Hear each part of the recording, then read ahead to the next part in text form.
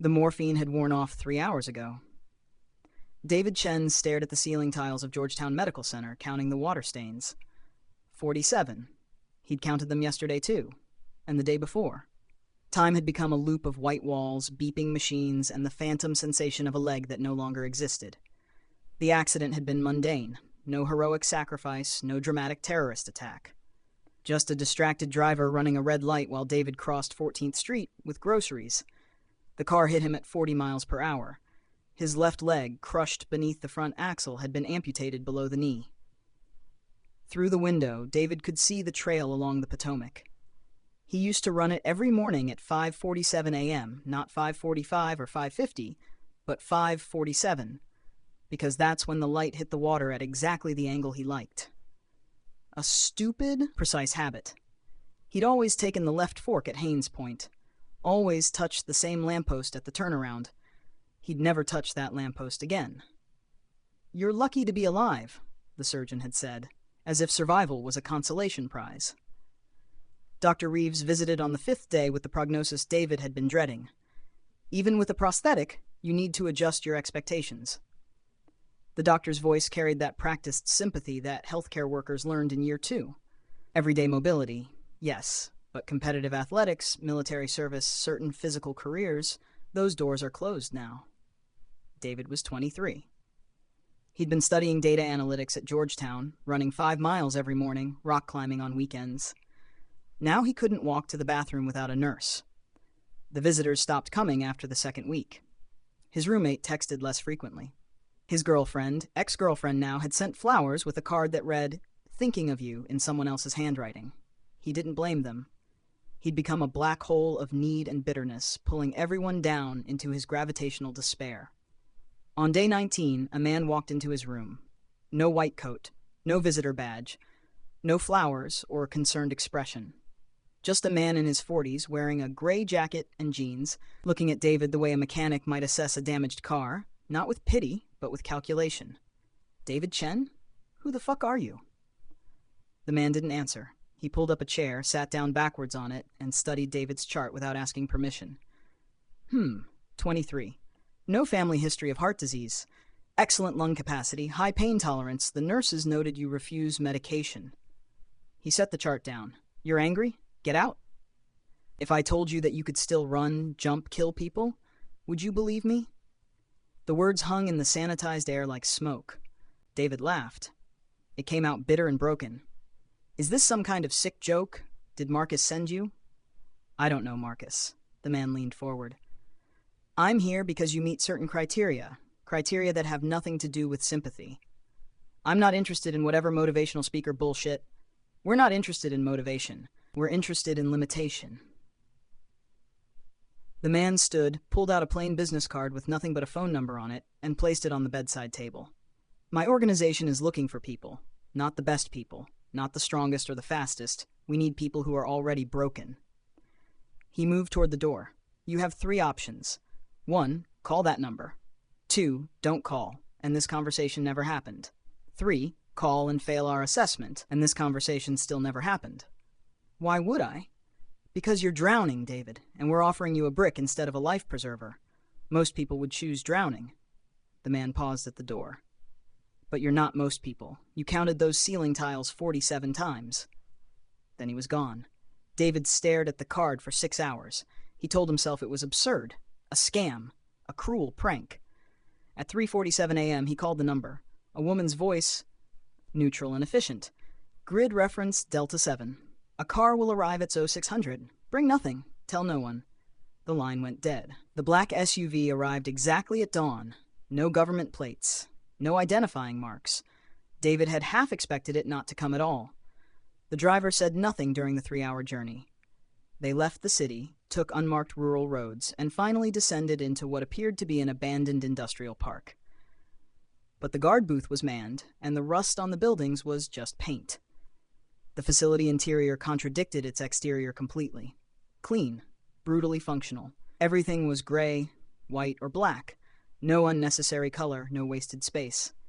It reminded David of server rooms, purely designed for efficiency. A woman met him at intake.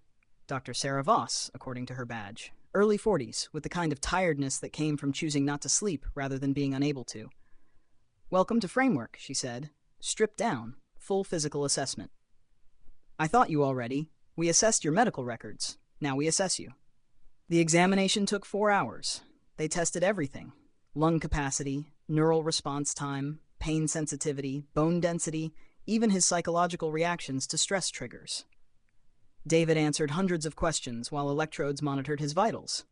Finally, Voss sat across from him in a windowless room. "You're asking the wrong question," she said.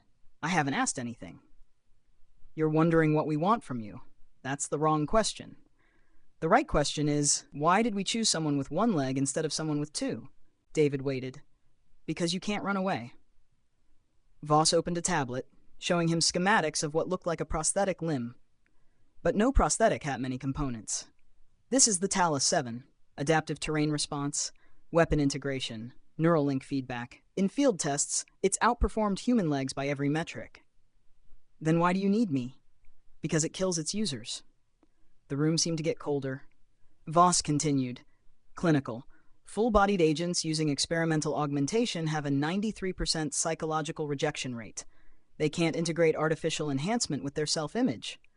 But subjects who've already lost something?" She gestured at his stump. "Lower rejection. You've already grieved. You've already rebuilt your identity around absence. You want to use me as a test subject. We want to make you functional. There's a difference." She closed the tablet. "The Talus 7 isn't a miracle. It's fast, but your heart has to keep up. It's strong, but your bones will take the stress. It responds instantly, but neural overload will make you seize. You'll train harder than any Olympic athlete, not to use the leg, but to survive using it. And if I say no, then you leave. We erase this facility from your memory using chemical intervention, and you wake up in your hospital bed thinking you had a vivid dream." Voss stood. "But you won't say no, David, because you already know what your life looks like without this. You've been counting ceiling tiles." She was right. He hated that she was right. "Who runs this place?" Voss paused at the door. "That's not the right question either. Framework isn't run, it's maintained. Every person here is following protocols written by people who've moved on. We file reports that get reviewed by committees that report to oversight boards that answer to agencies that don't officially exist." She looked tired suddenly. "No one decides to do terrible things, David. They just follow procedure. And procedure always makes sense in the moment." "How long is training?"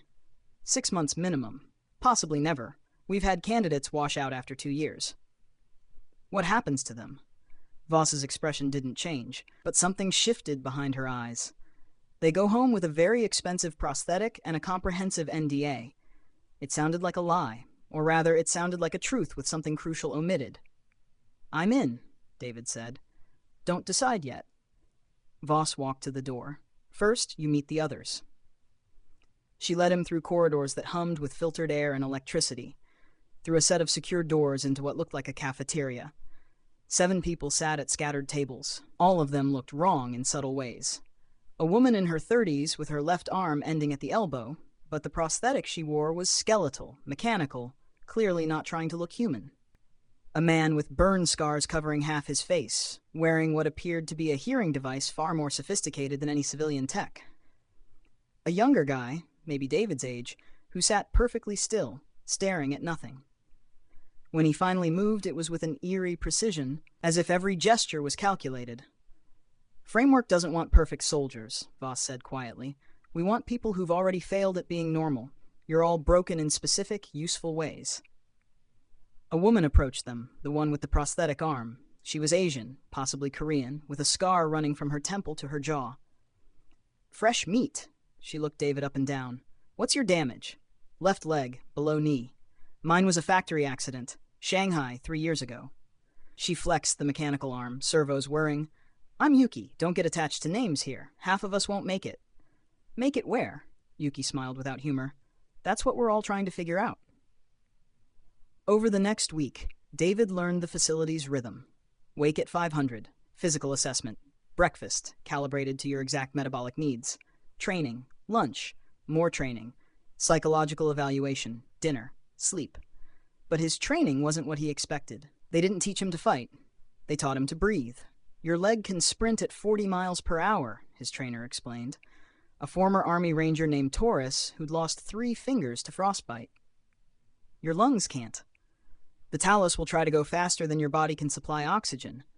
If you don't control your breathing, you'll pass out mid-stride and break your neck. They didn't teach him weapons. They taught him pain management. The neural link is bidirectional, Dr. Voss explained during one session. You feel through the leg. That includes pain. When it takes damage, you'll feel it as if it were flesh. We need you to function through that. They shocked him, burned him, broke his fingers, and made him complete tasks while they healed. This is illegal, David gasped after one particularly brutal session. You signed a waiver, Taurus replied. Besides, wait until you see what's legal in the field. On day 43, they finally attached the Talos 7. The surgery took 11 hours. When David woke, he could feel it. Not like a prosthetic, like a leg. Cold metal that his nerves insisted was warm flesh. When he tried to move it, it moved. When he tried to flex his toes, the articulated segments responded. Stand up, Voss instructed. He did. The leg bore his weight perfectly. Too perfectly. It felt like standing on ice. No feedback, just perfect balance. Walk. He took a step, then another. The gait was wrong. Too smooth, as if he were being carried. It's compensating for you, Voss noted. The Talos has its own gyroscopic system. Right now it's doing 90% of the work. Over the next month, we'll dial that down. You need to learn to move with it, not let it move you. That night, David lay in his bunk and stared at the ceiling. This ceiling had 63 tiles. He'd counted. The leg hummed faintly, connected to a charging port. It was part of him now. But he didn't feel more whole. He felt like a prototype,